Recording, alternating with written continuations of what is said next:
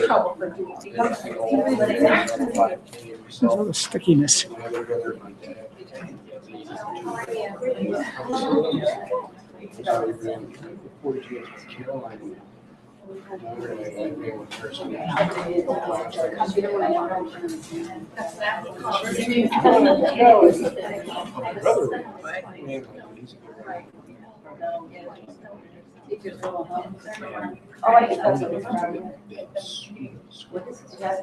So the kids,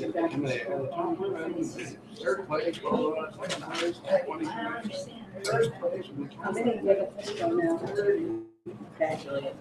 11 years old, Caroline's the third. I won.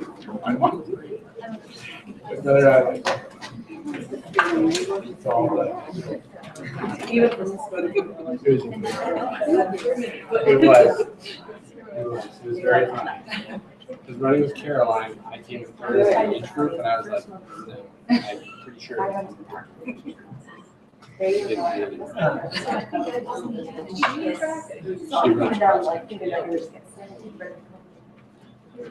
her, it's like And what did you do? Dan got sick the night before, so. Then when I runs, then we got home, Dan should run your records away. What do you mean? She ran 19. What's there?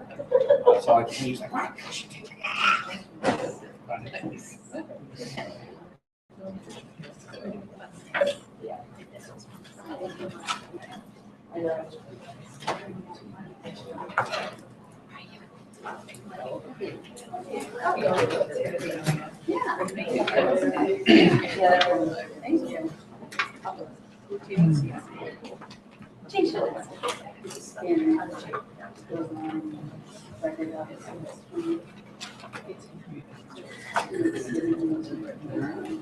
ready to go? Our biggest losses percentage-wise are at our two elementary schools. And again, if you look at our live birth rates of 08, 09, 10, that's where your decreases came from. So if you look at our kindergarten classes, particularly at Memorial, each of the last year, in 2 years, we've lost a class there. So, and we actually should have lost a class at Clough, but if you keep in mind our Spanish immersion, we took the MISCO Memorial kids and we're bringing them over to Clough this year for a single strand. So as you can see, and then the losses also at MISCO and at Nipmuc, but not to such large percentage. Looking at where we are by community, roughly again, we're in the same proportions as far as our Mendon and our Upton populations. Right now, we're almost status quo, 143 kids choicing in versus 140 for our October 1st enrollment. If you look at our class sizes, again, we've maintained them at very favorable numbers. As you can see, our early elementary are in that nice low 20 range. Both third and fourth grade are anywhere between 22 to 24, both at Clough and Same thing at MISCO, with Ann Meyer, when she does her scheduling, she intentionally keeps grades 5 and grade 6 homeroom class sizes very favorable, 21, 22, and then grade 7 and grade 8 are both in that 25 range as far as the homeroom.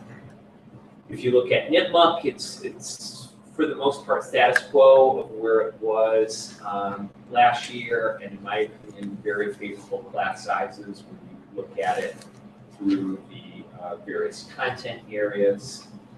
In your core academics, you're generally looking in the high teens, low 20s, and you can see where your very selective areas are as well. So I think we've maintained our status quo as far as our favorable class sizes. I think as we go through the budget season for FY17, I think we'll talk about, we're anticipating, again, that same lower number at the elementary grades, particularly the incoming kindergarten class. I think we can have some conversations about different places where we can have consolidation across the district. Okay. Any questions on that? Okay, thank you. The second piece, speaking of, I know I just mentioned middle school, I wanted to give an update on world languages and where we are. I've gotten myself a couple of emails from parents wanting to know what we're doing with world language programming, what was the rationale behind it, and so on. With the successful passage of the override, we were able to hire 1.4 FTEs, or full-time equivalent teachers. And we wanted flexibility, and shortly after the override was passed, Ann Meyer sent out an email to all the parents seeing what they would be interested in. And we got an overwhelmingly positive response to the survey as far as what they were looking for in an experience and the types of language that they'd want their children to access.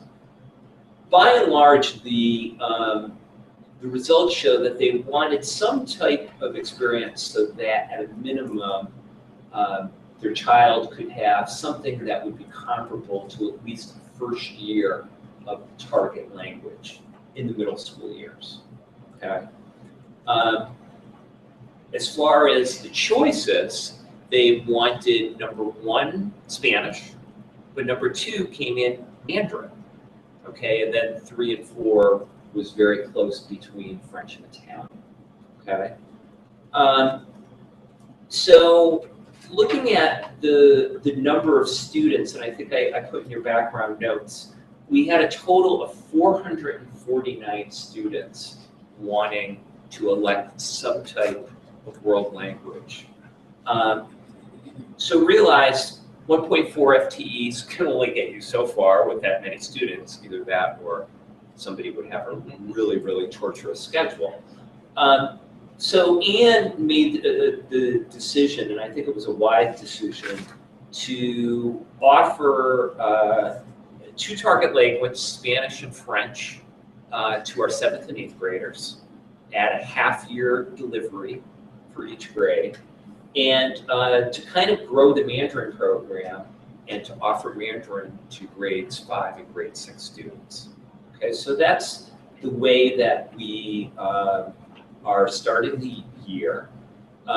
We had the opportunity, and I've had the opportunity to see what's happening in the Mandarin classes. We hired a woman by the name of Shulu, who is teaching Mandarin, and a Jennifer Keeler, who's duly certified in both Spanish and French.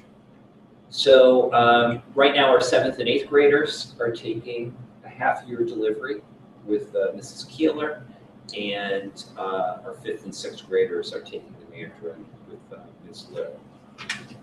So I gave you statistically how it breaks down as far as the number of students per grade, the enrollment. I do think it's pretty remarkable. You've got 449 kids scheduled. If you were to add that in with the 117 students that are in our Spanish immersion program, you're talking about 566 students, or over 70% of our students are accessing some type of second language at the middle school. So I think that's a source of pride. I think right now it's still a work in progress. You know, I think I give Ian a great deal of credit for scheduling this and getting this up and running, and just the whole hiring process. I'm going to tell you, and I know some of you have had the opportunity to do some hiring or sitting on an interview committee. World language teachers, you're worth your weight in gold. That it's not an easy hire.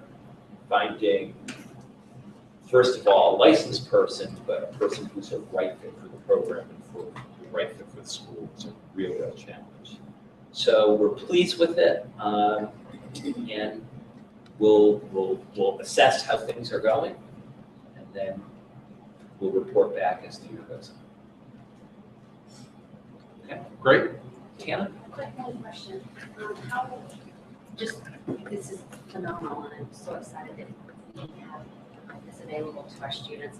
How is this schedule looking? Is it more like special where they receive it once or twice a week? Exactly. It's basically half of the 6-day schedule. Okay. The 3 cycle. Cycle. The current 5th and 6th grade students take Mendon, for example, will they be able to continue that at the 7th and 8th schedule? Correct. Yeah. The mindset is let's start with the 5th and 6th grade students and let's grow it down out. That's probably really bad grammar that I just used, but let's grow it through the middle school years before it gets to the high school. You know, we already have a successful Spanish and French program here at the high school, so it made sense to start with the 7th and 8th graders with the Spanish and French there. Joan, how does this compare to what we used to have prior to cuts? Like, My understanding is what we were doing was strictly kind of exploratory, where the kids would get an experience and just kind of quickly cycle through. so were they getting like an elective type of experience? Same thing? Just Elective, but much more exploratory. okay. And some kids might do, okay, let's first do an exploration of Spanish and then do an exploration of French. That's it. Versus diving right in, which is more what you're sensing this is all Correct. about. Correct. That's all I've got. Thank you. Great. We're going to move on to administrator comments. Okay. Well, our second day that we came together as a district was a district-wide PE day on the 1st of September. And I've got to give a lot of credit to our district-wide professional development committee, which is co-chaired by Maureen Cohen and also Marie Brigham, and also Alice Gentili, who had a huge role in establishing our PE day. So I asked Maureen to kind of briefly talk about what the day entailed. Okay, I'm gonna jump up. if you don't mind. Okay. You can have control.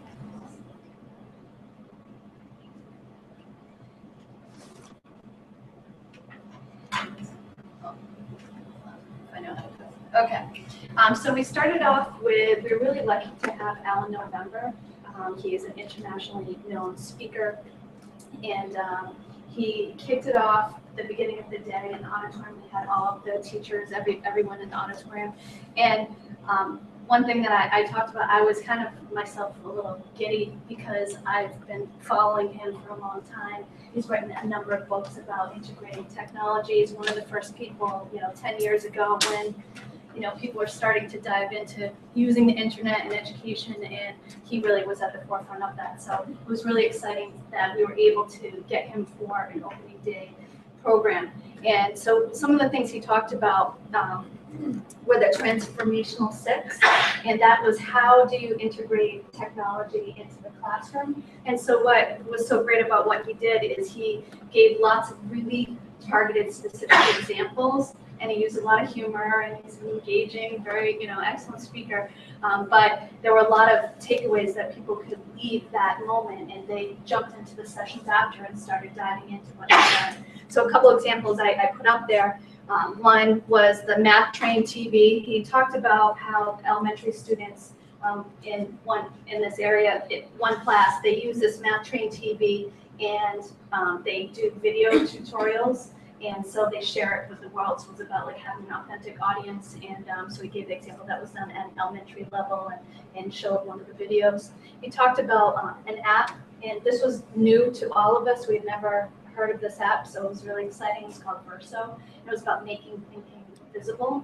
And so right away, and I'll talk about the EdCamp sessions later, but right away, teachers said, I want to go and try that app. And they were playing around with it and working in teams and seeing how they could use it in the classroom. Something that I was floored by was, it was called the Wayback Machine. And basically, this is an app. So you can search the internet in the real time of the past. So if you think of an event, and he gave the example of 9/11, you can go to whatever event in history, and it will pull up all of the news articles and the stories of that day. So it's called like the history of the internet. So our history teachers were on board saying, okay, how can we use this right away? So that they were really excited. And what he really talked a ton about was about how to use Google properly. And he says he goes to lots of schools and they talk about, students say, oh yeah, I know how to use Google, I know how to search. But he really pointed out to all of us that there are much better ways that you can use Google and search. So he gave us some tips on how to use different operators and codes to do that. And a lot of teachers felt like, okay, this is something I want to do right away. So it was a really exciting start. We have surveys all the time after each of the PD days. So I just pulled out a couple quotes from the most positive features and examples of how the Keynote info will be used in practice. One thing we talked about on the bottom was how to ask better questions. We ask questions, but how do we make them push our students to talk about higher order thinking skills and to really the depth of understanding that we want them to have. Talked about research, using the right kind of sources. I would say this, and I'll get into kind of some of the data, was one of the most positive responses that we've seen so far in the last couple of years that I've been here for PD. After the workshop that he gave, so he gave a keynote, kind of a workshop, gave us lots of examples, then we went into what's called an EdCamp model. And I really have to thank the Murder representatives because they talked to all the membership and everyone. We had a lot of preparation in advance of this day, and it went extremely successfully. So what you do is we have a brainstorm at first at the beginning of the day, and you say, these are the things I want to learn. So we did it in paper format with giant stickies of topics teachers want to learn about that day. But we also did it in advance online using a Padlet app where it was kind of like a digital board. So then using those ideas, what people wanted to learn about, then we used an electronic Google spreadsheet, and we had 3 sessions of an hour each, and people signed up to facilitate a session.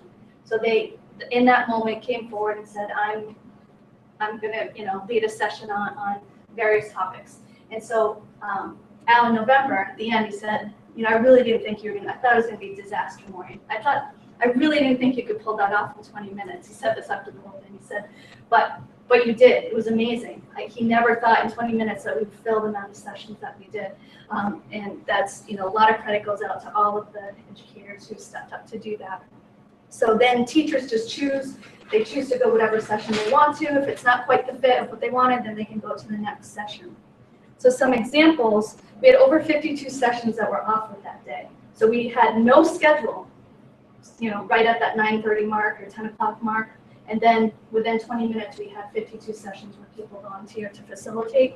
These are just a sampling of, a few of the sessions that we had, some pictures on the side. So in each of the rooms, we were in kind of a discussion format. So it would be easy for us to discuss and share. In an EdCamp, you don't necessarily have one person who knows all the information that's coming to present. It's about, here's a topic, let's talk about it, let's share about it. So a wide range of topics. So the EdCamp survey says, I love perhaps the best PD I've ever had at this school. So I want to make sure I put that up there because I haven't heard that before, so that's good. I like that. But there's a lot of flexibility. People really love the choice. They like that they could learn from their colleagues. A lot of variety, flexibility, so it really, a lot of positive features were there. And when we talk about how it will be used in practice, I just pulled a couple of examples of math workshops would be used. That was one of the sessions. Twitter would be a great way. A lot of people said Twitter. And I meant to put a picture in here. I had over 100 people who were in that Twitter 101 session. And so we had a teacher lead that, and it was great because starting off the day, 100 people weren't using Twitter now they are. So I'm going to show you an example of what we're doing with that. And a big theme this year is growth mindset. And we've seen a lot of evidence of that after. So would you like to have a future PD day using the EdCamp model again? So I would say overwhelmingly yes. And so we're definitely going to look into when would be a good day and good time to do that, but we definitely want to look to do this again. So I've seen within the first 2 weeks of school some quick evidence of impact just from that day. So the first, and we definitely encourage you to follow our MURC hashtag on Twitter. So if you do, these were the first 5 pictures that were up from the last week. There was a whole long stream of pictures, but that's what showed up when I did a search of MURC on Twitter. So people are posting various items, principals, teachers, what's happening in the classroom. So I highly recommend that. So we're looking at trend on Twitter. And also the growth mindset. A lot of the teachers right away took what they learned or the examples that were shown and then just transferred it immediately into the classroom, into their designs. And there's a lot more pieces of these evidence that I could show elsewhere, but wanted to kind of highlight that. So that's it. So I don't know if you have questions, but it was a really super day. People were jazzed, enthusiastic.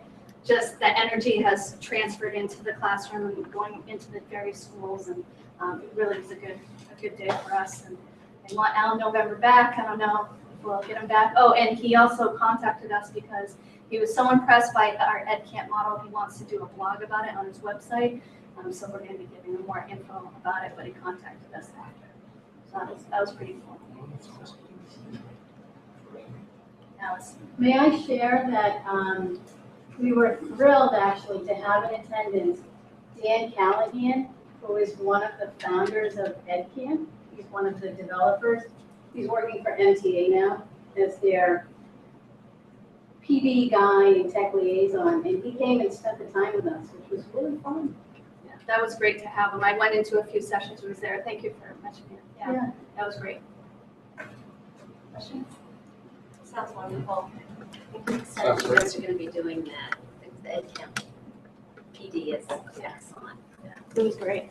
So Maureen, the EdCamp, you just choose a teacher to kind of facilitate sharing. Is that how it works? They choose themselves. They choose themselves. Yeah, so we had 52 sessions, so yeah, maybe some repeated, but say at least 40 people said, sure, I'll facilitate on this topic or that topic. They looked at the board and chose different topics they wanted to And then facilitate. you just go into separate rooms. Yep, so we assigned them in the schedule to various rooms, and so then everyone just looked online to know where to go. That's neat. Yeah. That's really neat. It went incredibly well. And we're going to be sponsoring a Blackstone Valley one-to-one, like an EdCamp on November 21st here in district. There are other EdCamps in Massachusetts, but there aren't a lot in this region, and there aren't any in this area in the fall. So we're looking to plan one where we can, So this would be sharing with other schools. with other like schools, other yeah, and being a teachers sponsor for it, highlighting what we're doing. Yeah, thank you. It's great. Yeah. It's great that the teachers were so enthusiastic about it. Yeah, it was That's really great. what it's all about. Exactly. So you They can get go on jazzed. Twitter. There's lots of pictures. That's great. And this is the first time attempt you guys have made at EdCamp. It's great.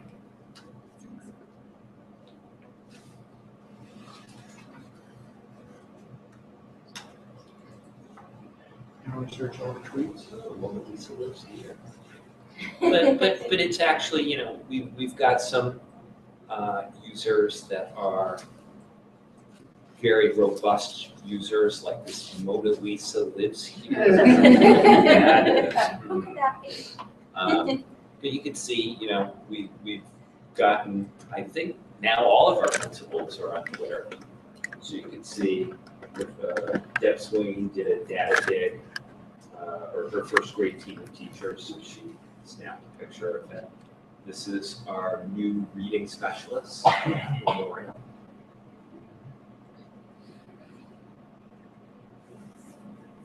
This is Jonathan Hansen.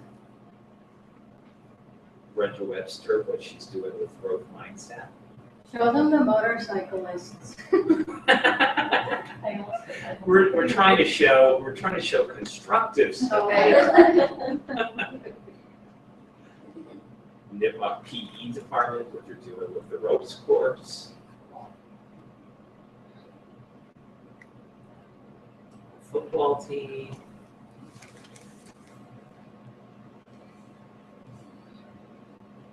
Outdoor pep rally. Few kids. So it's interesting and it has a lot of exciting possibilities. Oh, who's that story here? Oh, that's really funny. Yeah, this was actually an EdCamp session about using Photoshop, as you can see. Very nice. Very constructive. Definitely made a lot of advances. So, They were very proficient quickly. That hair though. I wish I had that much hair. Other thoughts or questions? It's great work. They look like it was an amazing day.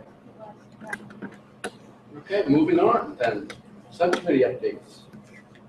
That's me. Superintendent evaluation. Okay, superintendent evaluation. So I thought I'd start off by talking a little bit about the cycle of the superintendent evaluation and how it all works, and then get into the nuts and bolts of it. So the whole process starts in October, generally, with the subcommittee meeting, and Joe does a self-assessment and comes up with some analysis of where he's been, some goal setting and a developmental plan, which he then shares with the subcommittee, and then we share at the school committee level and approve.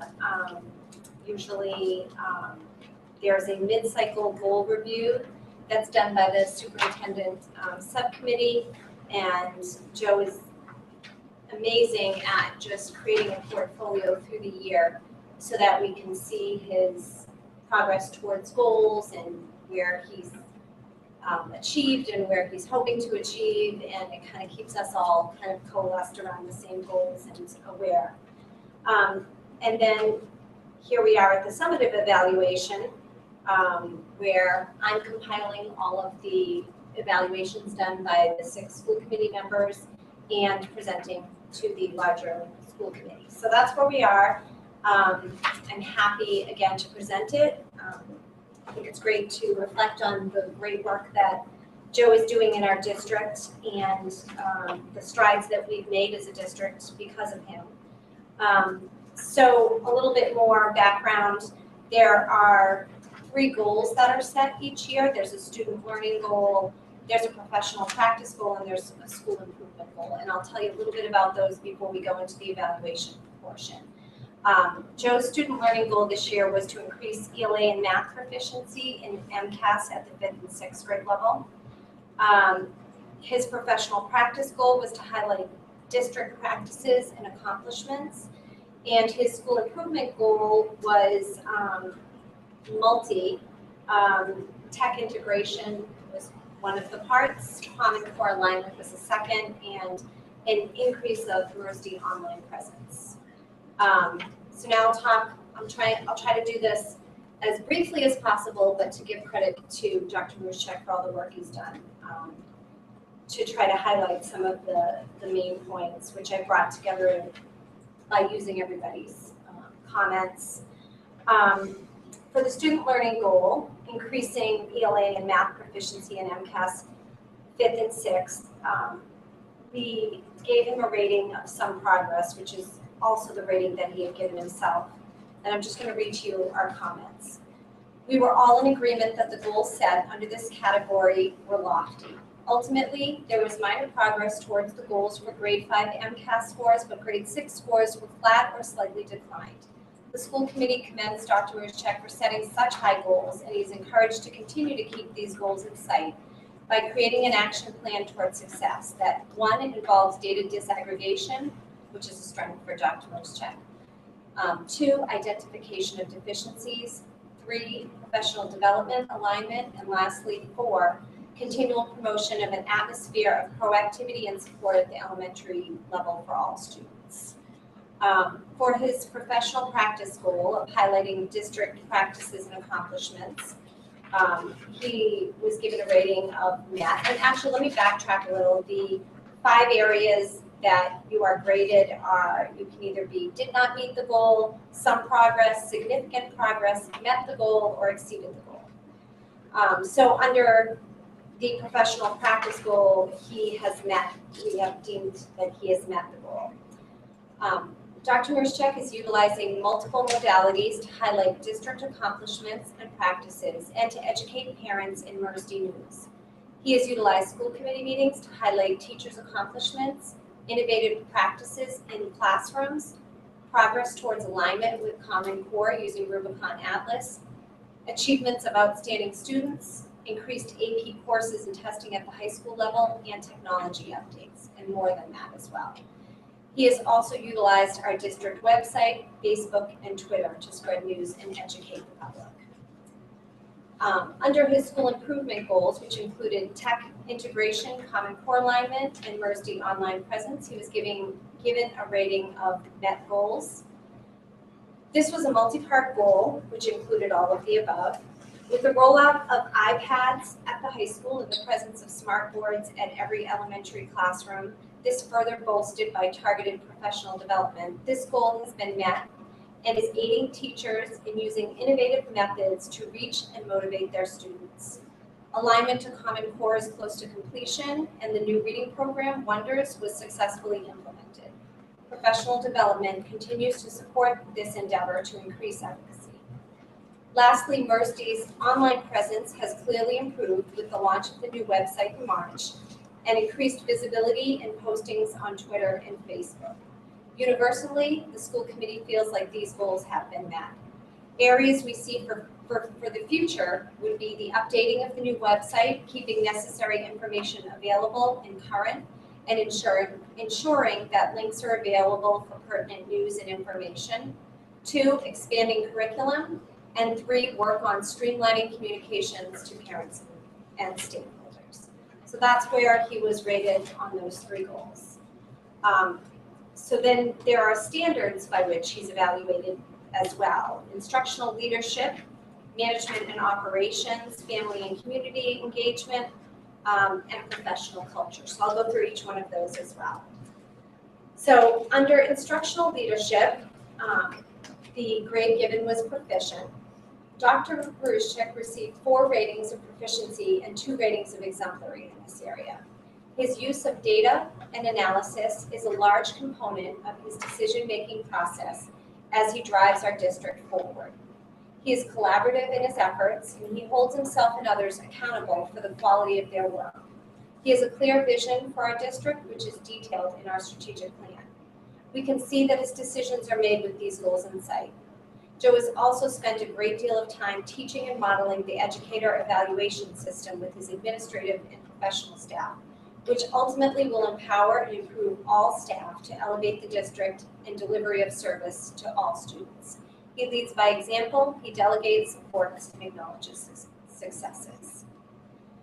Under management and operations, he was given a grade of proficient. And again, he received 2 grades of exemplary and 4 ratings of proficiency in this area. He faced multiple challenges, the 2 most notable being 9C cuts and override opposition in education. Both required fiscal prudence and increased commitments to fostering productive relationships with town leaders in Mendon-Upton. Despite these challenges, Dr. Murschek remained focused on transparent communication and continued collaboration with all stakeholders. He and his team of educators have continued to perform above expectations based on the limited resources they had. His role in clarifying and promoting the work of the district and its funding sources was crucial in his ability to build confidence in the district, and it resulted in the passage of an override in both towns, increasing school funding.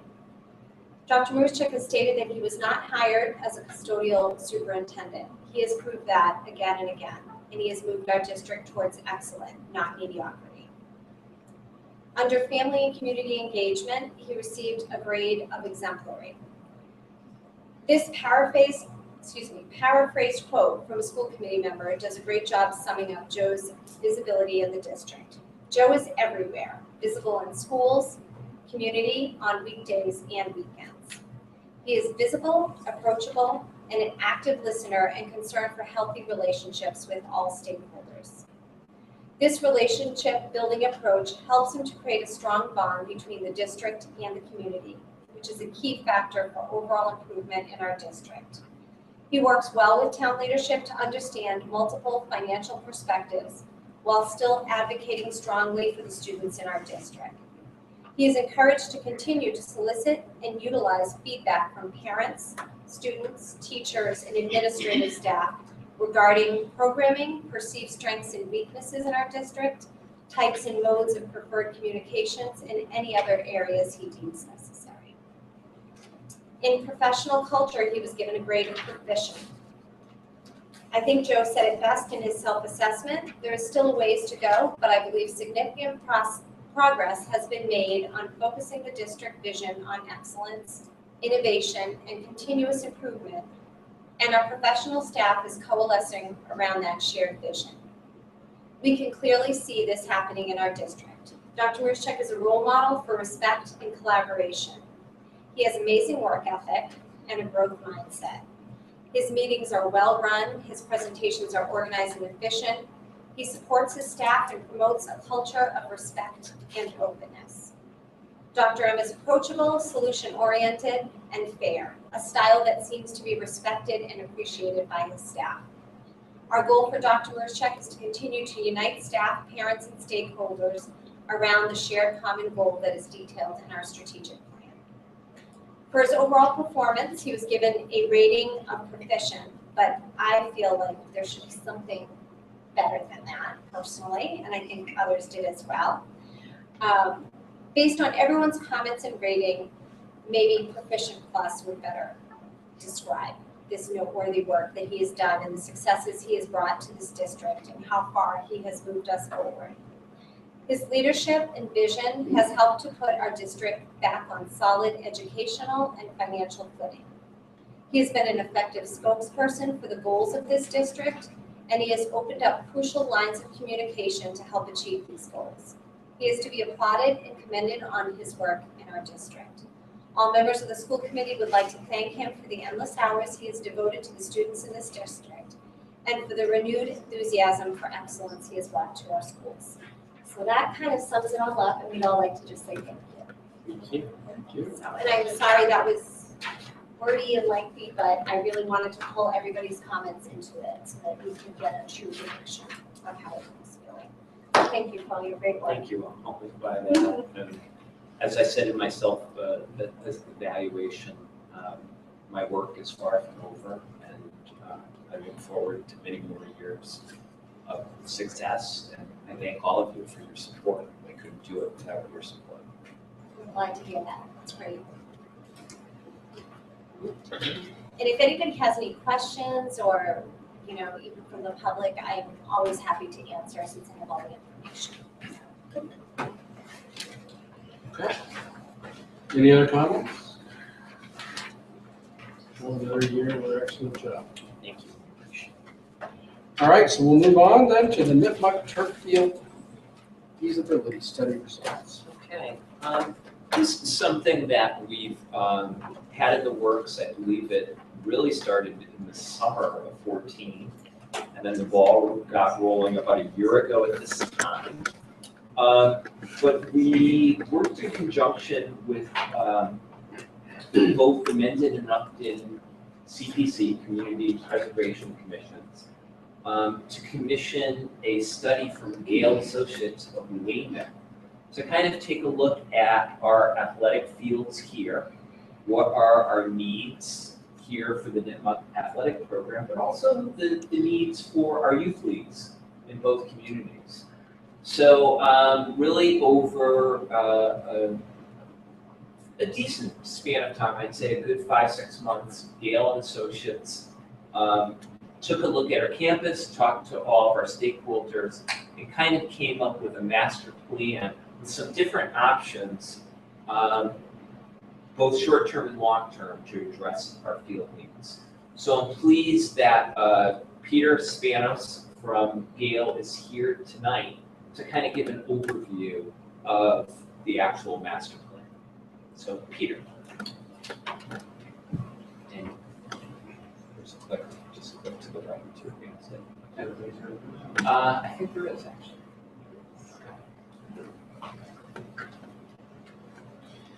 Yeah, thank you. So, yeah, my name is Peter Spanos. I'm an engineer with Gale Associates. As Joe said, this started late summer, early fall of last year, 2014. We walked the site. We talked with all the stakeholders, school officials, and created a master plan and a feasibility report that I'll go through briefly here. It was presented, or the report was wrapped up in the spring of this year, and we presented once, and now we're presenting to you as well. So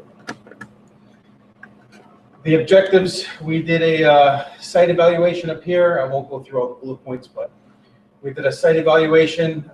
We did some programming, some meetings with the staff, the athletic facilities, to get the wish list to start off with what you guys really wanted, and then as we got into the schematic level and tweaked it, we got to a consensus master plan, which I will show. It's the master plan. Typically, you can't do all your renovations all at once, so there's a phasing. There's some cost estimates involved in that, some phasing elements, and we looked at the construction costs, the permitting requirements, what needed to get first phase and subsequent phases going. The master plan report that we provided was documentation, your existing conditions, your site constraints, and some background information. So this is just our standard forms. We went to each one of your fields. I believe there's 5 of them. I'll show them. Here's the overview that we'll show. Your facilities, we checked to see if there was things like where's your spectator seating, where's your ADA accessible path to each field if you have them, are your fields irrigated, where's your nearest restroom, things like that. ADA parking, how do spectators arrive on campus and leave, the traffic flow, and then your resource areas. Your topography is a little challenging. You're going from some ledgy areas. You're up high up front here by Pleasant, and then you're sloping down toward a water course in the middle that kind of splits your property in the back, and then you have associated wetlands with that. So this is your general area. Your field number 1 is what we call your game field. That's where the majority of your games are held. You have a field in the back we call field 2. That's the east field, if you will. It's more of a remote field, limited access to it. Field number 3 is more of a dimensionally constrained, so it's more of a practice field. Field 4 here is generally for your 60-foot softball diamond, and then field 5 here is your baseball diamond, and then also used for football practices in the outfield there. Your constraints are Pleasant here, residential area, Henry's Path, and Josiah Drive here, forested area. There's a water course splitting down the middle, and I believe this is DPW, is it? Correct. So you have DPW there. Things that are not shown here that are not, for high school is your track and field events. They're not held here. They're held at Visco, I believe, middle school, and tennis as well. So there's a lot of traveling and expenses involved with that. So there's a quick little breakdown of each field. Field number 1, like I said, is the game field. It's where your soccer, your lacrosse games are mainly held. It's the largest of your fields, a 210 by 360 playing area that affords the majority, if not all, of your athletic sports. Typically, women's lacrosse is the one that's the width challenging of 210, and this one affords it. The length of 360 can go to football if need be. Your evaluation score, it's more broken down in the report, but it's generally a B. It's your better conditions. If you can see briefly in this area, you see these little halos. They're what they call donuts from irrigation. Sometimes the irrigation head is insufficient or the water pressure is insufficient. You get a uniform spray, and it shows up during the aerials very clearly. Other than that, there is a path to it, to your formal spectator seating. It is accessible in this field. And then your turf around the natural grass around the goal mouths from excessive wear playing in the same spot was a little bit worn. Your next field, field 2, that's your east field. It's more remote. There is no spectator seating to it. This is the way to it. Turf has been worn around the lacrosse goal areas. It's primarily used for boys lacrosse and field hockey. The size constraint is 180, so it doesn't really afford the preferred 210 width for like a women's lacrosse. Field number 3 is above the softball. It's a very small field at 160 by 300. It's primarily used for PE classes and practices, and it can afford soccer to some degree because soccer is very flexible in the widths. The overall grade on this one is a C. And granted, these were the evaluations were when we took them late summer, early fall. So that's what we saw at that time. It's not a competition venue. There's no spectator seating, and that's this one. Field number 4 is primarily your softball field. Again, spectator seating area near the right of the field. Batting tunnel is provided back here. Standing areas in the back. It's kind of unsafe. It's in the way of where some balls can be hit. This is your baseball diamond. Your baseball is also used for football practices out here in the outfield. The backstop is it's an unconventional kind of design and height. Typically, you want it to be a straight shot and a little bit of overhang, kind of contain the balls there. Upgrades that we call to it is your fencing, your backstop, things like that. So what we did is we, talking with all the user groups, your stakeholders, your AD, your coaches, we tried to populate all the uses per field and try to color code them. And as a rule of thumb, if you're a natural grass field that's irrigated and maintained, well maintained, allowed to rest, fertilized, aerated occasionally, can withstand up to 200 scheduled uses. What I mean by that is an organized event, like a 2-hour game, let's say, and still be sustainable. Once we get past that, then you're really taxing your maintenance capabilities, and then once you get into the high 200s, close to 300s, you're basically your standard grass can't be sustained. So, and what it represents is the fields that are used the most. Your field number 1, and your baseball field, because football is used as well, is your fields that are getting beat up the most. Once you include down here the unresourced land from football and the track and field, any type of practices that go on there, it shows, it reflects that. Field number 1 and the baseball field with football. So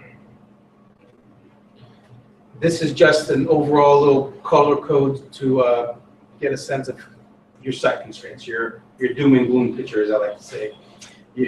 So So you have here what could be a stream. I'll touch base on that.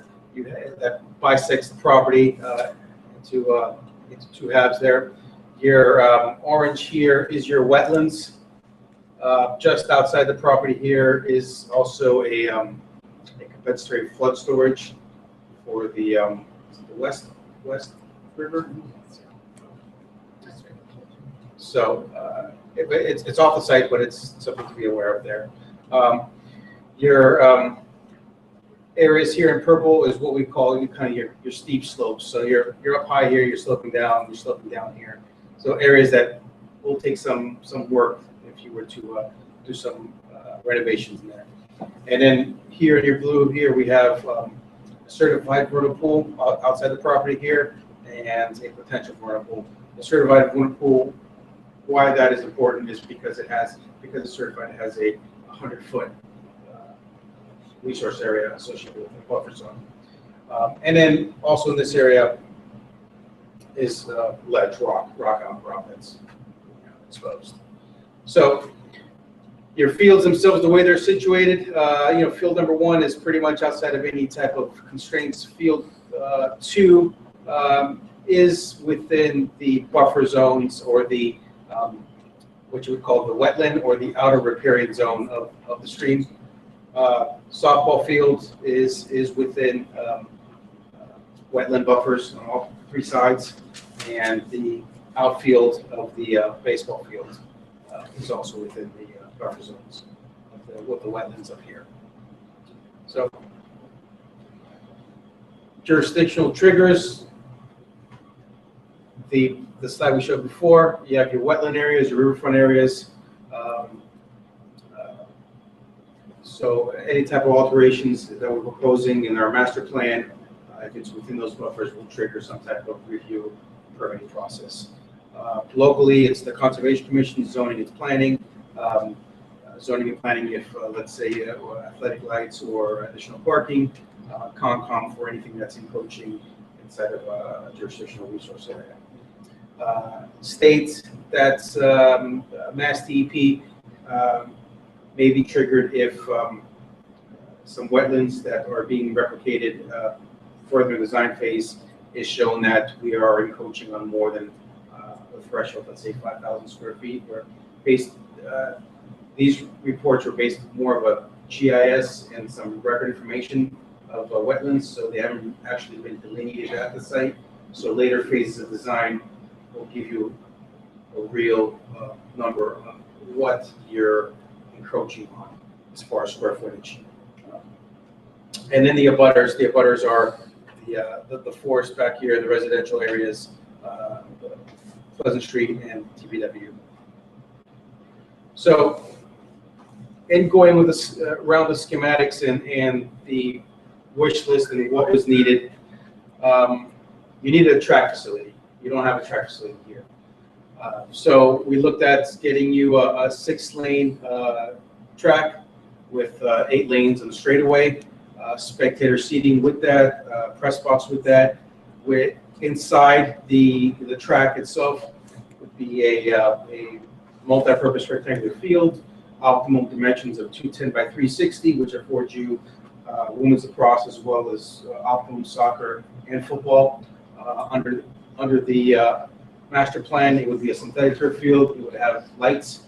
It would have ADA accessibility to the spectator seating. And along with that would be an amenities building. You don't have any formal bathrooms there, which formal seating would trigger the need for. You don't have a lot of storage. You have some containers that are being used for storage. You need storage, restrooms, concessions, things like that.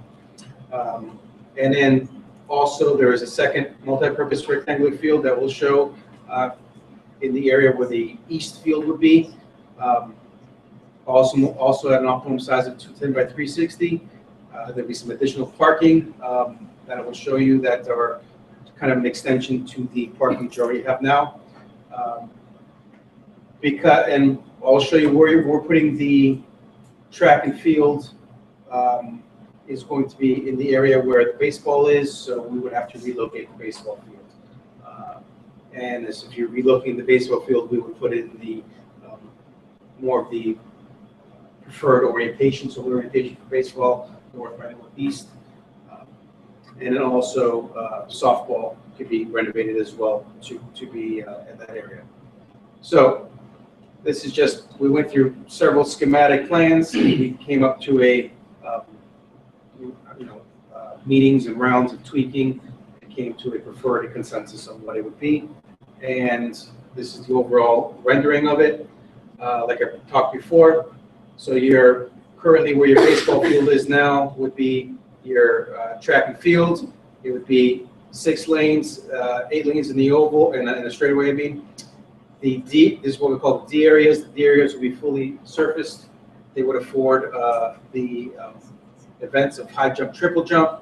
They would have pole vault. They would have the high jump in this area, pole vault, and long jump, triple jump in this area. Your amenities building would be just off that. Your spectator seating and press box would be here. An offshoot to the current existing parking would be additional parking, roughly around 50 spaces. Your second field would be in this area here, your east field, if you will, at a 210 by 360 orientation or dimension. Because baseball gets displaced, it would go here, where off of Pleasant Street, where field 1 is. This would be your new varsity baseball field. And your practice field would still remain a practice field as it is today. And your softball field at a later phase could be reoriented to the proper orientation.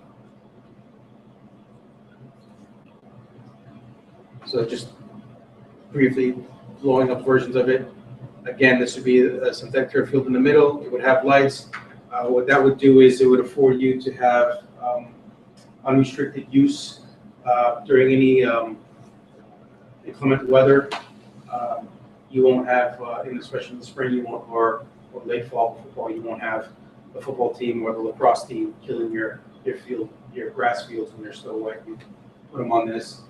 It doesn't care if it's wet or not. It takes a beating. It doesn't care how many uses it takes.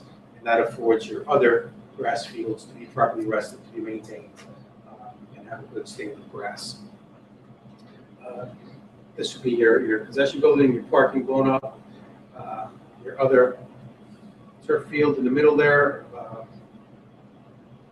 your baseball field, a better orientation than it currently is today. It fits nicely. There's some tree clearing for it, but this was where it would fit. And this is your softball field. We show it at a later phase because it works the way it's today. This would be if your last phase had a better orientation. It's color coded here. We have a broken down cost estimate. However, all in, this includes the concessions building, the amenities building, storage buildings, athletic lights under phase 1, track and field, synthetic turf here, the relocation of the baseball field here, parking here. That's phase 1. Cost estimate back in the report is broken up per item. It's around 5.5 million. Phase 2 is the additional site improvements and another synthetic turf field here. It's around 1.2, and phase 3 is basically around 300,000 just to do the renovations to the current softball field. So any questions as far as that goes? I can answer. Can you say a little bit more about the issue of the stream running through the fields? And Yes. the issue of it being either a perennial or a seasonal stream? Yes. So implications of that?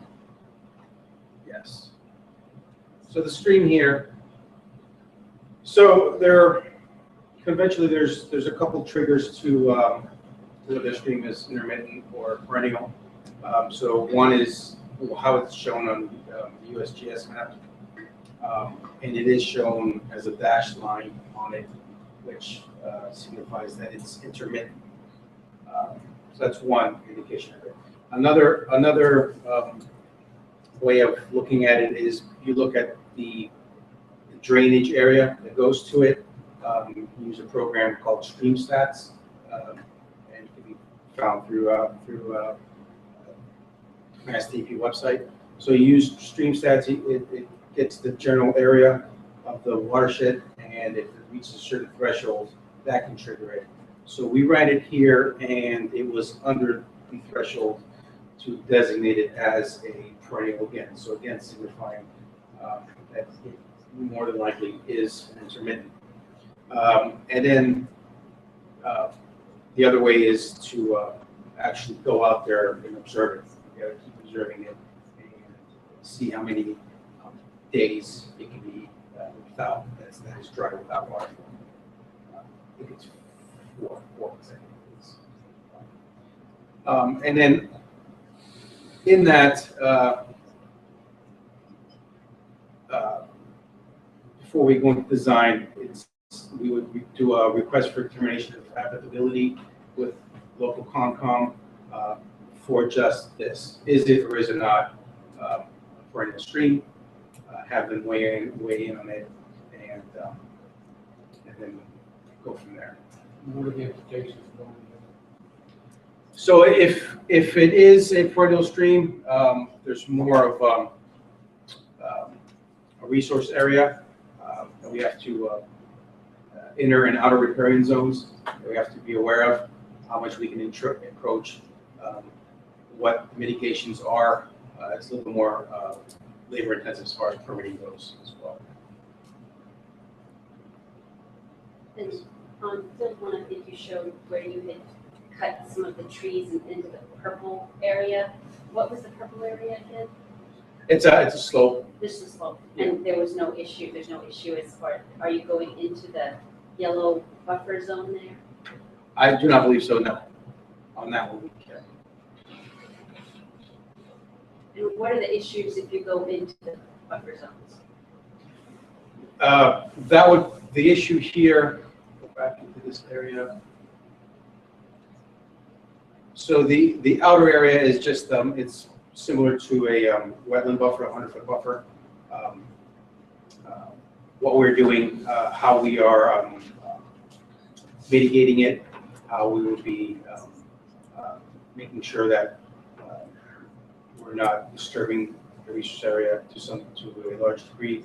Stormwater that runs off from those areas that will be mitigated, we will be recharging into the groundwater. Anything that would come from something that would be paved, as like the parking lot or vehicle paths, we would have to treat the stormwater, things like that.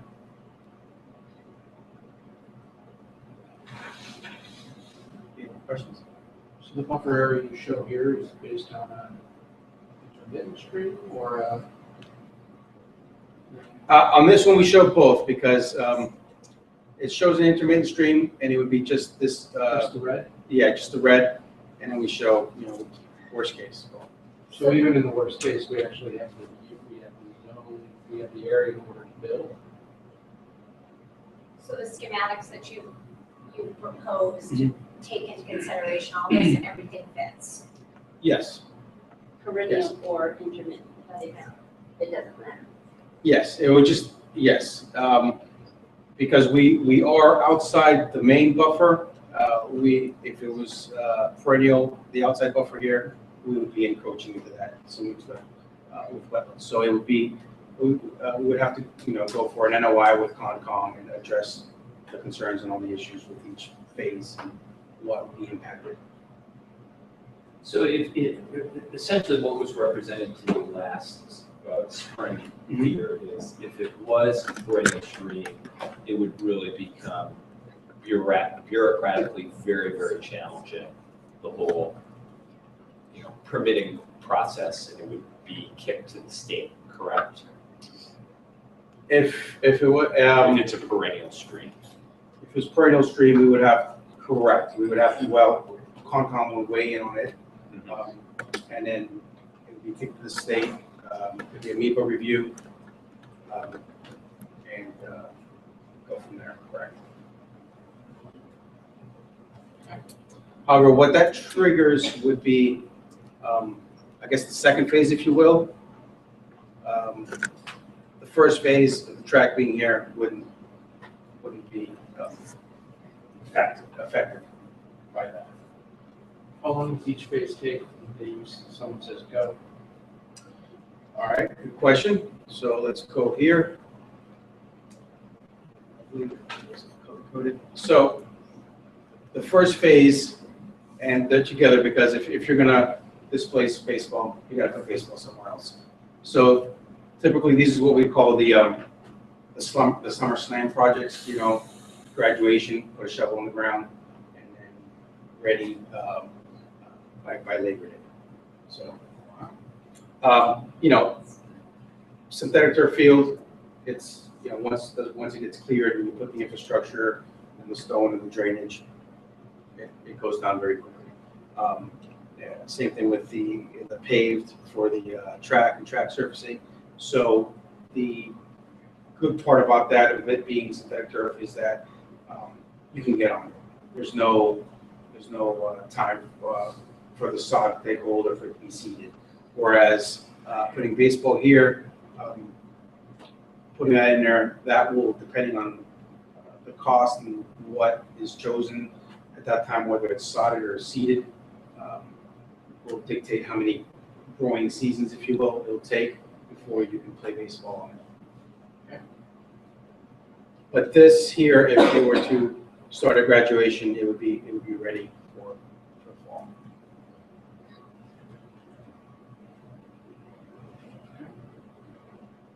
Any questions? Are there any safety concerns with turf? As far as Just the surface itself, like that synthetic? it's like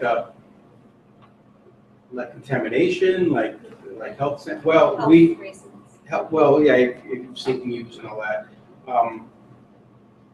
You know, we're not the experts in analyzing the turf. We just go with the information we have out there. If you were to go to Mass DP or Board of Health, they do have some good findings and some good letters that were recently issued. The most recent one, I think, was Medway, put in their turf fields.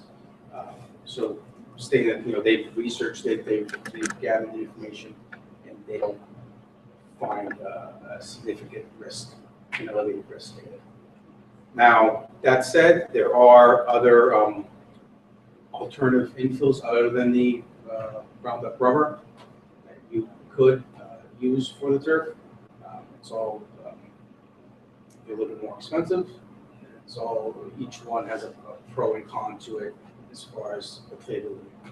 So it's things that get, you know, later as this gets into a design phase, things that get vetted out. Decisions on that. Correct. Is phase one broken down in such that if the school district chose to go with it, that if we found cuts were needed to be made, is it broken down in such a way that you have that option, or it's that is the way it is? No, well, phase one, the cost estimates are broken down into sections. Like you're saying, if you need to value engineer it even further or cut it up. So things that can get phased in again with phase one, I guess, if you will, Yes. would be athletic lighting. Athletic lighting, you can, during the initial phase of putting in the track and field, you can set the electrical infrastructure, you know, put panels and conduit and with pull string and just leave it alone, and then at a subsequent phase go in there and put in, because they're a big ticket item. They're you know, it's probably a $350,000 ticket right there. So things like that. You could, if you were not going to put in your spectator seating in the beginning, or phase that in, or phase in the concession building. And then these estimates for the amenities building, it's you can value engineer that out, whether you want the Taj Mahal or whether you want you know, 4 walls and a sink. You know, it's the bare minimum. So. Any thoughts for tenants for the facility?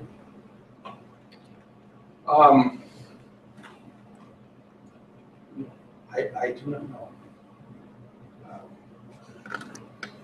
I wasn't involved in the initial phase of it, so I don't know whether folks talk about this. Whether it's currently we're at it's at the middle school, correct? Where they're playing? Yeah, everything's away, correct? We don't have a tennis. Yeah.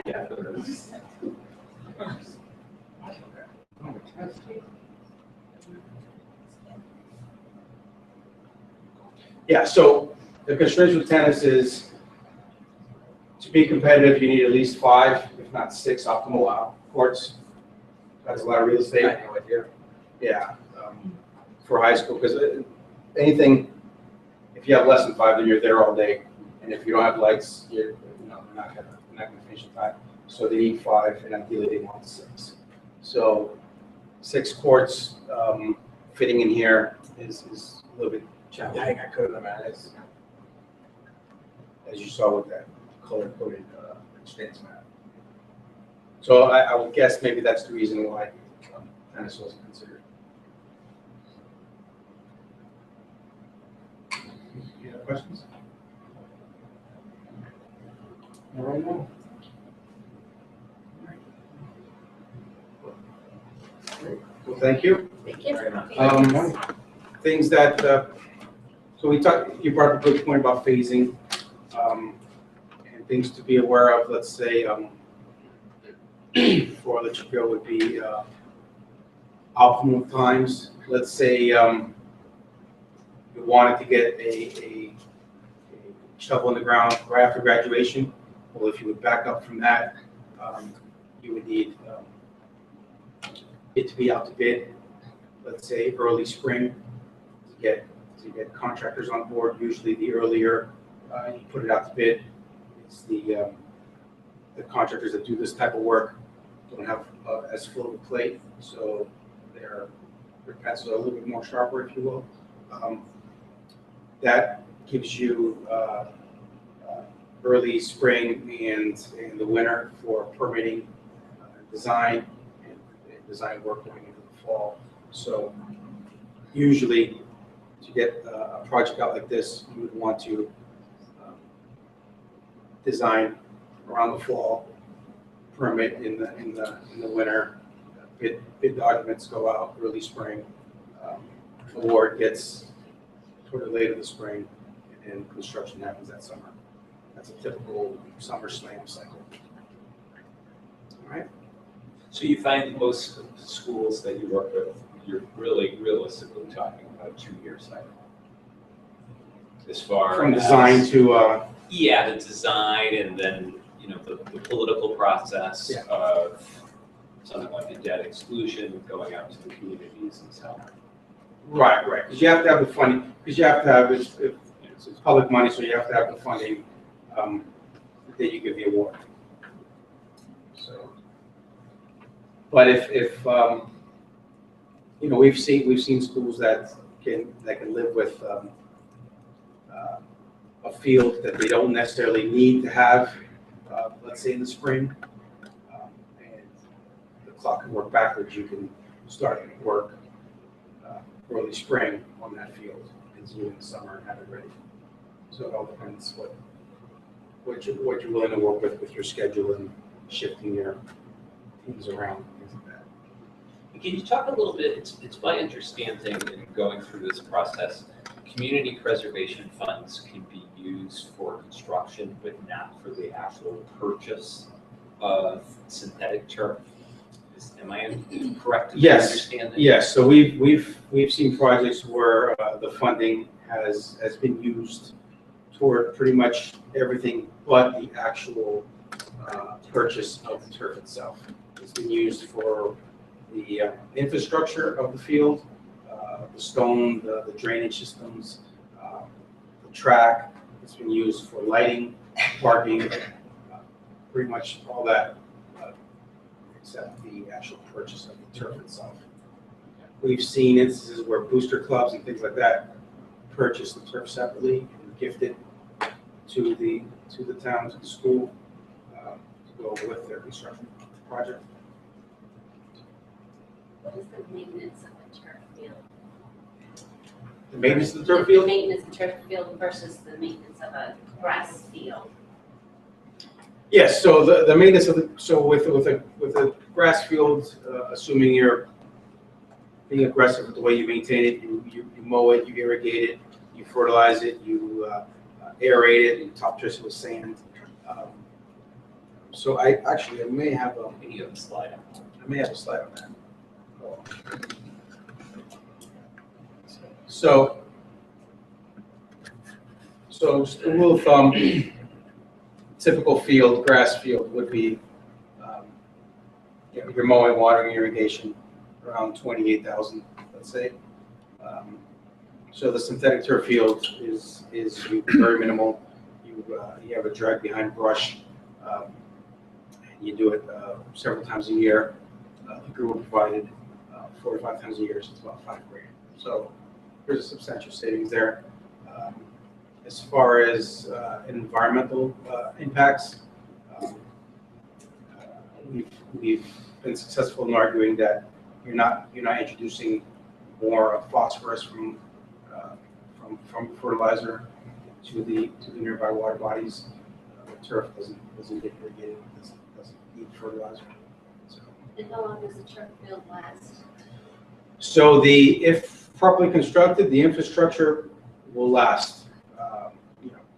The turf itself, it's newer generations, although they're only currently right now warrantying it for 8 years. It's been we've been projecting it to last 11 to 14, closer to the 14-year range. And at that time, what would happen is they would come in, they have machines now that cut. It's basically a carpet. They would cut the carpet gets pulled into the machine, the sand and rubber gets shaken out and put into bags, and the carpet gets disposed of, whether it's going to be recycled or whether it's going to go to as a landfill cap. And then we're just putting the new carpet down and then spreading out the reclaimed sand and rubber that you've already had, and then supplementing it with what you may have lost over the years. Sorry, I have some more questions. So that's an estimate of $28,000 a year Yes. for the grass field. What do we? We're woefully under that. Basically, if you were to add up our line items for all of our fields, both at all 4 schools, it's in the ballpark of about 20,000. Well, but hold on a second, the fields at Club and the fields at Memorial, we don't, and we're not in the budget cycle. I understand from Dr. J, so we're in the town, we take that account. Yeah, but things like, if you look at that first line item there, the mowing and so on, that's done by our person.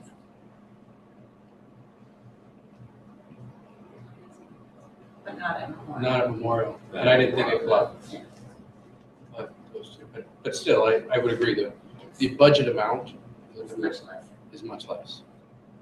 Because if you think about this cost across the current 1, 2, 3, let's just say 4 fields, you would think that we'd be spending over $100,000 a year here at the high school, which we're not. Right. No, That's correct. assuming you're adequately maintaining. Maintaining the field. Right, I don't think it's a stretch to say that we're not adequately maintaining. Yeah, no, this is a rule of thumb for your well-maintained game field. So, You talked about like the lifespan of a field and how you cut it out and then lay down a new carpet. What's the cost of just the carpet? Just the turf carpet? Like what, we're looking at the big cost of construction and moving and.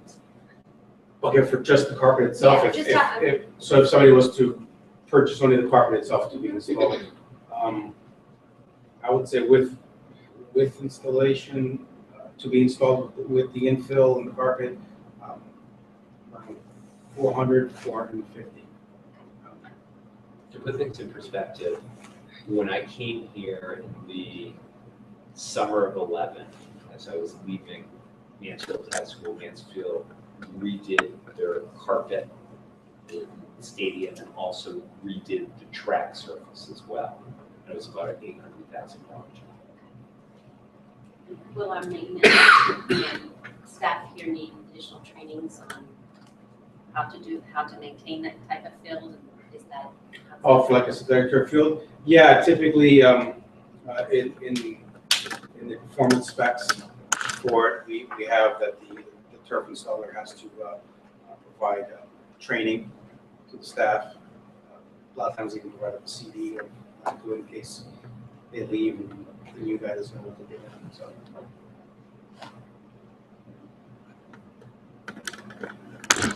And then there's people out there that you can hire as well too. It's kind of a growing service now.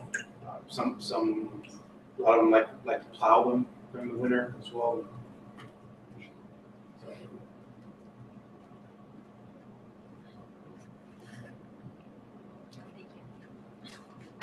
I've been asking most of the questions. Anything else? Thank you. All right, thank you. Thank No you. problem.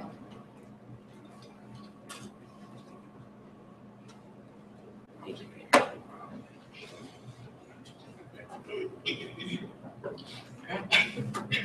No other questions? All right. I guess our next step on that is to figure out what our next steps are. Moving on, our next item is the approval of the world languages trip. I think Kate Reardon's here to talk a little bit about this exciting opportunity in 2017. Yes, we're already talking 2017. I'm Kate Reardon, I'm the Italian teacher here at EdCamp. So what you have in front of you is the trip that is planned for next April vacation. I took the same exact trip in 2010 with the students. So I've been on the trip, I've been to all the places. It's a wonderful trip. It's all of Spain and a day trip to Morocco on the last day. So if you can see all of the itinerary that is there. The price is $3,400, but it will be $200 less as long as students are signed up by the end of October. That's why I like to do it early, and also makes the payments a little lower. If the students have to work all summer and make their money, they know what they have to do. And it includes everything except for lunch every day. So all of our hotels, food, breakfast and dinner, tours, the tour guide, the bus, everything. So this will be the 7th trip I will have run at Denmark. I'm hoping to get 30 to 40 kids. My Italy trips get a lot large numbers. We have 45 kids each time. Paris was a little lower with 12 last year, so I'm hoping to get at least a 30 because that gets our own bus, and then we don't have to share with another school. So that was cool. You never know who you're going to get stuck with. So.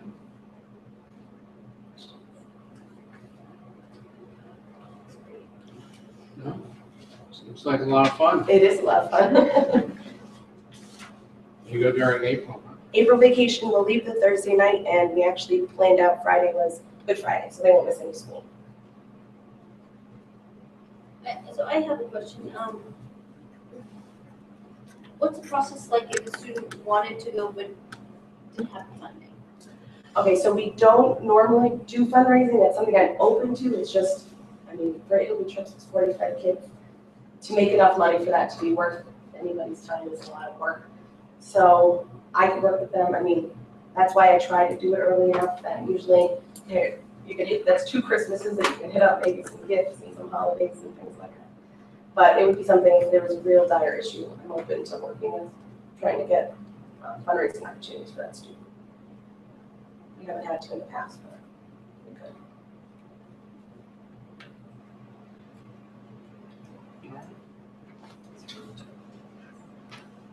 Other questions? Students went on this trip last week, so you've done this trip. So that was my second trip. I think people still didn't know who I was, so I had 14 kids. Okay, My first trip was trip. 7 kids, then 14, then up to 45 once people realized I brought everybody home. That I brought away. And they were okay with that then. I should say too, it's a lot of fun, but it's also a lot of work. I'm just so thankful that we've got Kate, and she's done such a great job organizing these trips. 7 trips, Costa Rica. Oh, that Italy. Costa Rica would be the 8th, but that was World Challenge, and we So she didn't count stay in that. hotels. I don't like to count that. She spends a lot of times with our kids, a lot of vacation, a lot of summers, and they're in great hands. She's a veteran traveler and a phenomenal teacher, and they have a fantastic experience every time they come out.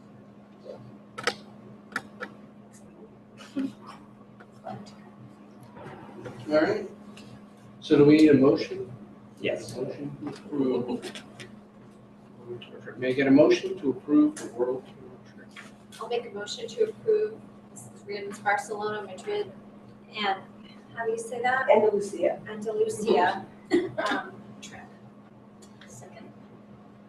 Any other comments, feedback, thoughts, discussions? That's great. No? All right. All right, All those wonderful. in Thank you favor, for the time. I'd like to go. Yeah, you can All right, it's approved. Look at that. That worked out. The next item is the school committee workshop, discussion and planning.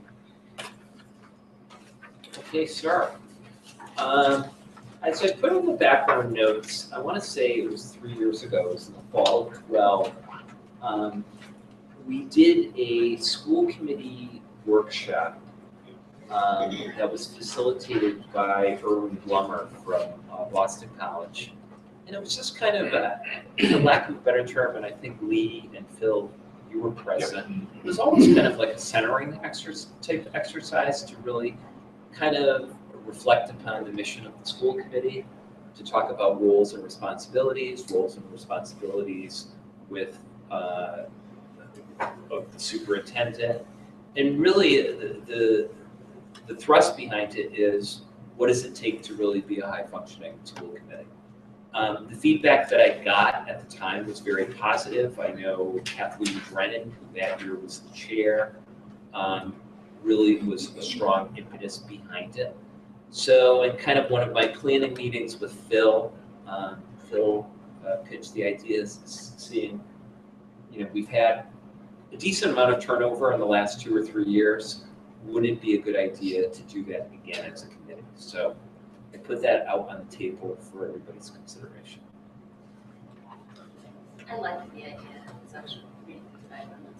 That would be a very productive time for us to all get on the same page, because we're coming in at with different understandings, different experiences. And I think that would be a good opportunity for us to level the playing field and make sure we understand what we need to be doing. I think, and I'll speak for myself from the time that we had the last session, it was a very good kind of bench or, kind of level setting, benchmarking kind of session to be able to understand kind of, what's the role of a school committee? How do we as a group kind of function? What are kind of rules of the road to function effectively? How do we do the job? How do we work with Joe? How do we work with his staff? How do we work with the schools? What are those things? And I thought, Dr. Plummer brought in a lot of very good perspective about how other school committees operate and kind of called the good and the bad and the ugly. So I thought it was very beneficial because it just kind of grounded it in the reality of kind of how it functions and operates. Because I know sometimes there are going to be some questions about it, like, wait a minute, is that a school committee issue or is that another issue? Is that something that I should take in this channel or in that channel? How do we conduct ourselves when we might participate in other groups or committees? All of that kind of stuff. Good job. I just think it's a new school committee, or it would be a great experience. Yeah, I feel like I spent my first year with my head spinning. Trying to, and I remember actually a conversation that I had with you, Phil, here, about, is this a school committee issue, or should I be bringing it? Like, I didn't actually know, because there's a learning curve, and there's a learning process, so I think it sounds like a great idea as well. What would the, how quickly could we put this in place? Like, Pretty quickly. I mean, I could reach out to Dr. Blummer. I think if my memory serves me correctly, I think we kind of did it like a 5 to 8 type thing where I provided dinner. It still is, you post it, it's still a public session. But I don't think we had any. I don't think anybody showed up. You're all welcome. It was I don't pretty think much, anybody did. we had, a simple deli spread, and people worked and ate and talked. It's definitely a useful exercise. One of the things I remember thinking at the time was, while I'm all in favor of democratic accountability and being transparent, we have to always be mindful of open meeting laws. So we can't really converse freely as a group, and talk about what organization works like that. Think of your workplaces and things, where you can't have conversations with colleagues on general topics. When we come to school committee meetings, we must do the business of the school committee, but we also need to thrive and talk about our aspirations and our goals as members of this committee and, how we operate. So I think it was very valuable at that time, and I do think it's time to refresh that knowledge base. I think it was definitely a valuable session. So I would definitely be in favor of getting that organized. Those of you who have attended in the past, would this be a repeat of the information? Or? No, because new members bring new ideas and new vibrancy, and the challenges change, right? I mean, we're all responding to things in real time, and stuff isn't static, so it wouldn't be a rehash, I wouldn't think, in any way, would you? No, it's not a lecture. Yeah. It's more of a discussion. Right, it's very And interactive. it's very collaborative. I mean, they have the EdCamps.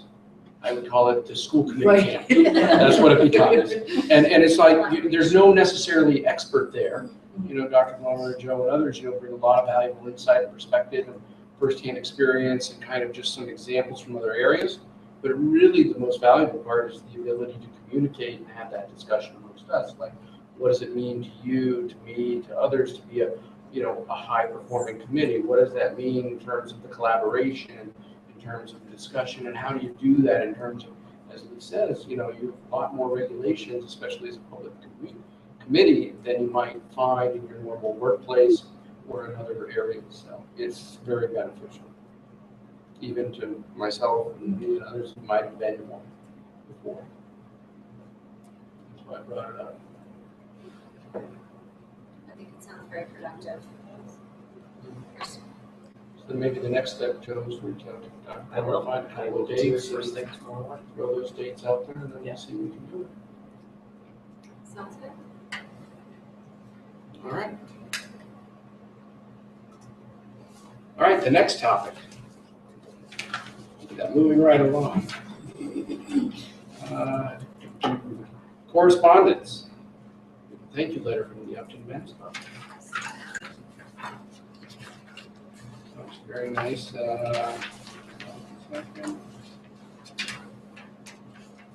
Okay, just thanking us for the successful fireworks event. For those of you that did go, it was excellent. Those of you that did go, you enjoyed a great show. I enjoyed a great show. Oh, it's a great time. It's a great time. And they do a great job. And I know they provide a valuable service across the whole town of Upton and the surrounding community. So that's a great thing. And then the next correspondence is the teachers. I got it right here. It's the letter to demand to bargain. So we need to put something on the agenda, right? Demand to bargain letter. Do I need to read this? No, I don't think so.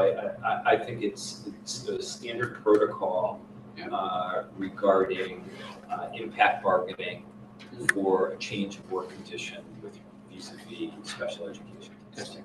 So pretty straightforward. I think the committee has been apprised of it, and I think MIRT is doing its due diligence in providing that correspondence.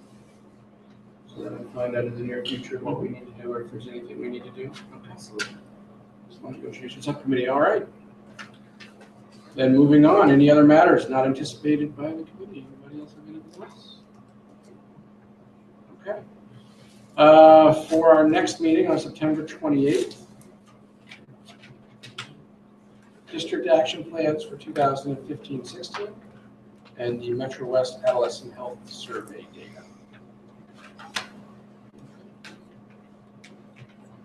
No other items. We will adjourn the meeting. If I can get a motion to adjourn the meeting. Make a motion to adjourn. Second. All those in favor? Aye. Meeting adjourned at 8:36. That time. Look at that. That was pretty good. Actually, I think it adjourned at 8:37. Says 36. I'm going. Wait a minute. Oh, you're right. 8:36. 8:36. Joe, you know what? Let's write that down for Joe's evaluation next time. Extremely. Exactly. Perfect. Thank you.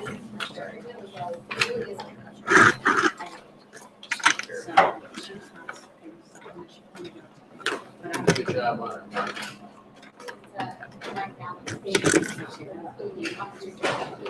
There's a lot of information.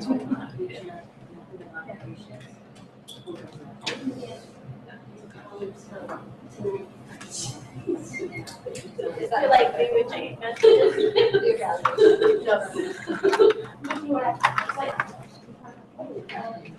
Yes. Yeah, I think.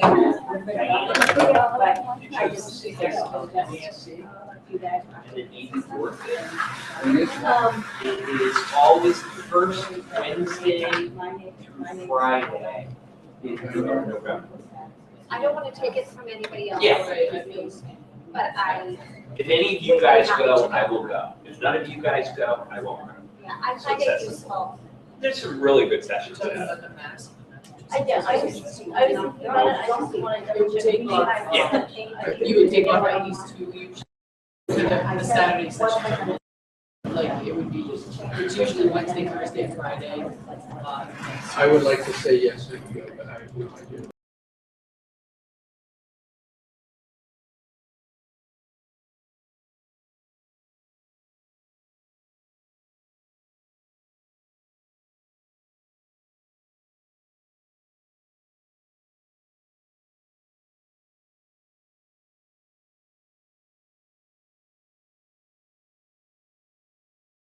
I think it's the standard protocol regarding impact bargaining for a change of work condition with vis-a-vis special education testing.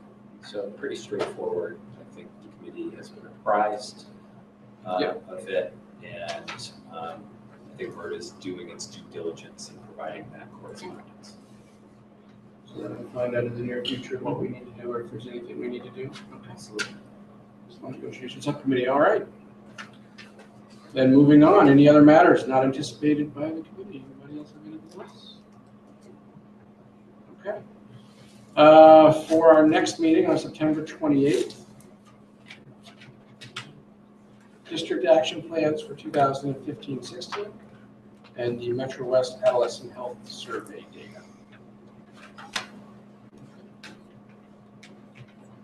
No other items, we will adjourn the meeting. If I can get a motion to adjourn the meeting. Make a motion to adjourn. Second. All those in favor? Aye. The meeting adjourned at 8:36. That time. Look at that. That was pretty good. Actually, I think it adjourned at 8:37. Says 36. I'm going. Wait a minute. Oh, you're right. 8:36. 8:36. Joe, you know what? Let's write that down for Joe's evaluation next time. Extremely. Exactly. Perfect. Thank you.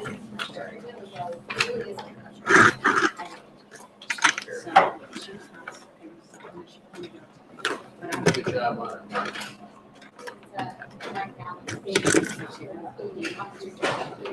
There's a lot of information.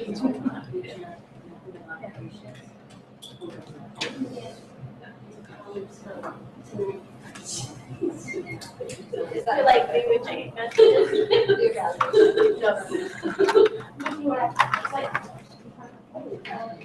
Yes. Yeah, I think.